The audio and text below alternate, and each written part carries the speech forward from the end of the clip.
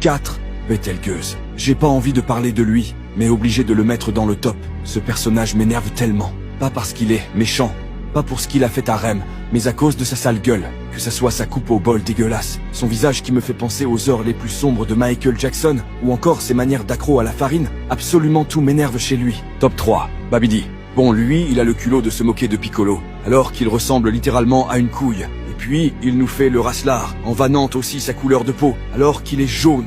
Le culot de ce sorcier m'étonnera toujours. Shinekeye, le Naskid de Dragon Ball, aussi appelé le Chooper originel, nous l'avait maxé, alors qu'en plus d'être moche et nul à la bagarre, Babidi est débile, et c'est ce qui a causé sa mort. Top 2, Big Mama. Big Mom est trop vilaine, elle est trop facalaï. Non vraiment, Oda était trop inspiré quand il a conçu le personnage. Mais en vrai, j'aurais pu mettre que des personnages de One Piece, tellement ils sont laids. Mais j'ai pas envie que mon corbeau m'envoie une équipe tout droit venue de Bosnie pour me tabasser. Big Mom et Ganzu est cannibale, mais elle a réussi à avoir le plus grand body count de l'œuvre. Ceux qui l'ont foudroyé à son prime, je peux comprendre, mais le reste mérite la prison. Top 1, Cell.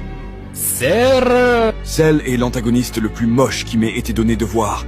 En plus d'être terriblement laid, Cell est un gros pervers. Il fait des sous-entendus dégueulasses à longueur de journée, et en plus, ce cafard se croit drôle. Et apparemment, il devait initialement rester comme ça. Rest in peace, Toriyama. Mais Dieu merci, cet homme avait des assistants, car j'aurais pas supporté cette forme plus longtemps. Il a fait croire à Piccolo qu'ils étaient frères. Bro thinks he on the team. D'ailleurs, tu as peut-être mangé au Mali Food, mais tu n'as pas ce juice de Namek. Tu n'as pas ce bisap.